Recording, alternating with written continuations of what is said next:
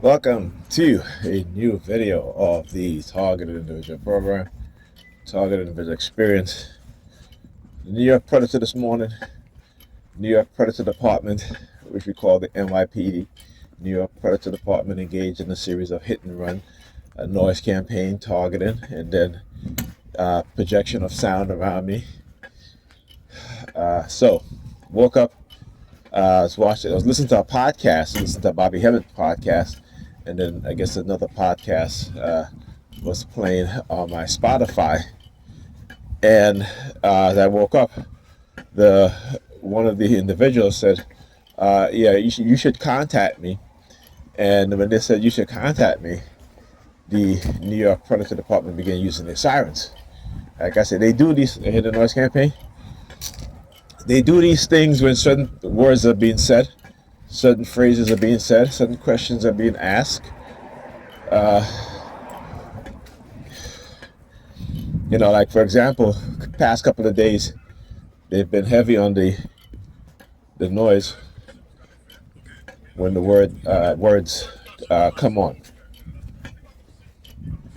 All right, so whenever I say "come on," if you talk to the kids and I'm like "come on," they use the sirens.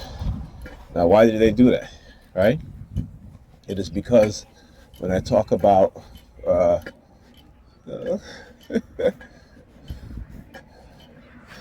something you don't see too often, person walking down the street reading a book, right?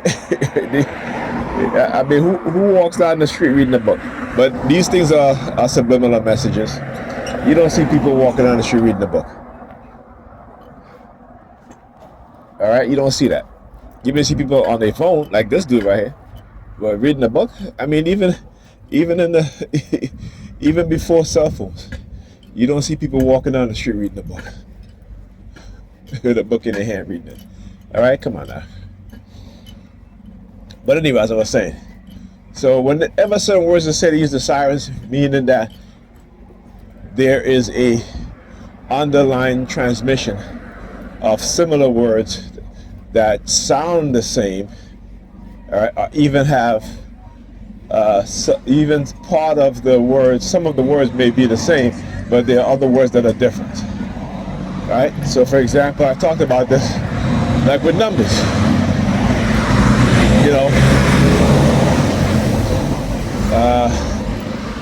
Whenever the number, if I'm paying the bill and they have certain numbers in it, they'll use their sirens. Look at this one. So this has been around here so many times. I've been seeing them here lately.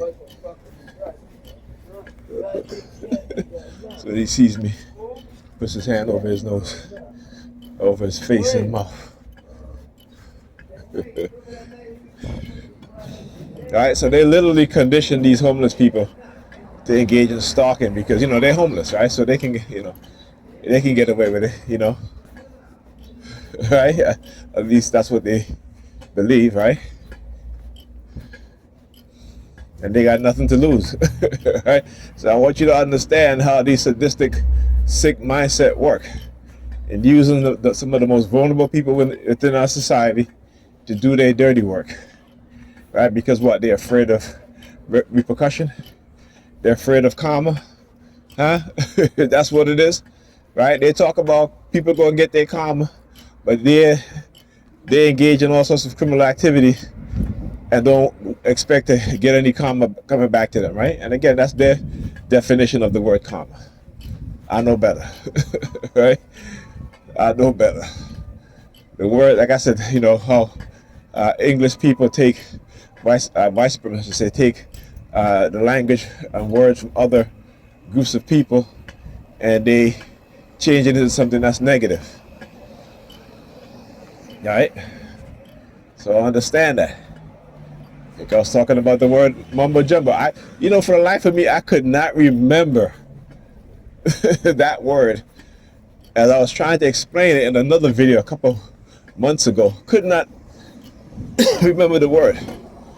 How they take our positive words, or words that mean something that's positive to us, in our native language, in our native tongue, and give it a negative connotation. when they taught us English, right? So that it disconnect the words, right, from its origin, its original meaning, its original intent. All right, so mumbo jumbo is a healer, all right, someone like a therapist or a doctor, a person who heals. And so what did they used to say to the Africans, enslaved Africans? I don't understand you. You're talking mumbo jumbo. All right, to disconnect the word, to sever the word from the memories of what that word means, who that word, who the word is associated to and with. This is what these people do. Oh, did I miss the shit? Let me see if I can. I can't get on there. I guess I gotta wait for the next bus.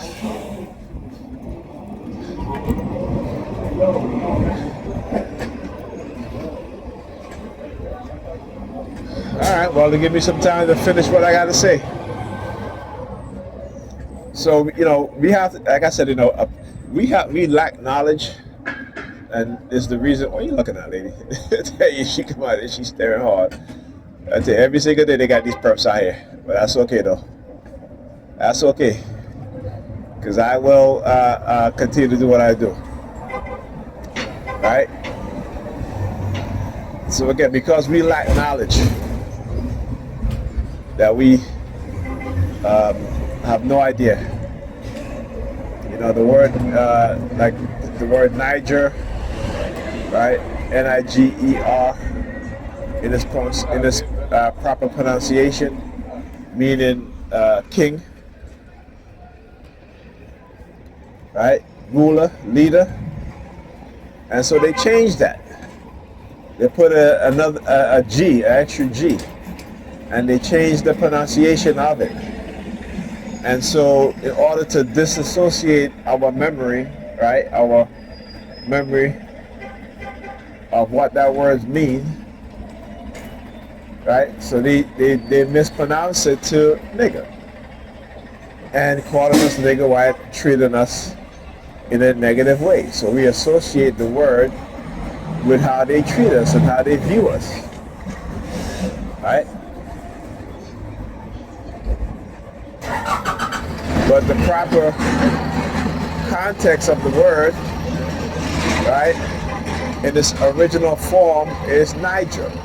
Like, the country Nigeria, or there's a country named Niger also, means king, right? It means king, ruler, leader. So psychology and the English language have been crafted, particularly within the past 250 years, right, to manipulate the minds of black people in such a way that we use certain words in English and we are taught how to use those words in a backwards way. Right, if you go and look at any English lexicon, meaning any English language dictionary, right, that have the original origin of the word, is the word where it came from, how it was contrived, how it was made into English, and with the pronunciation, and also with a new meaning, right? Not with the same meaning, right? Because you can have a word that's of another language, and you can translate it to English and keep the same meaning. But no, that's not what the white supremacists did, right? And I'll tell you what, if you go and you read the first edition King James Bible, right? Not with your modern wording, but with the English spelling and wording as they use, you can't even read that shit. you can't. You cannot read it, right? Because it is written in such a way that you're like, what the heck? Because I tried, okay, I tried, and I'm not a linguist, and usually when you see they're making these old movies, right? So they will get linguistic expert, right, who can give you a proper pronunciation of how the words are used, how they're spoken, in those times. And like I said, the English language has changed dramatically from what it once was, and that was not too long ago. Okay, that was not too long ago. But there's an English author, a British author, white guy. He wrote a book on words and symbols, right? And he talks about, like, for example, like certain words, right? Like miscarriage. So when women, have miscarriage, what miscarriage was is that in England, if you missed the carriage, you had a miscarriage, right? So imagine that. That's what they used it for. But now miscarriage is used for women who prematurely give birth and the baby didn't survive. Hey, ma'am. No, not you, ma'am. Not you, ma'am. The ladies. Brothers are something else, man. Brothers are something else.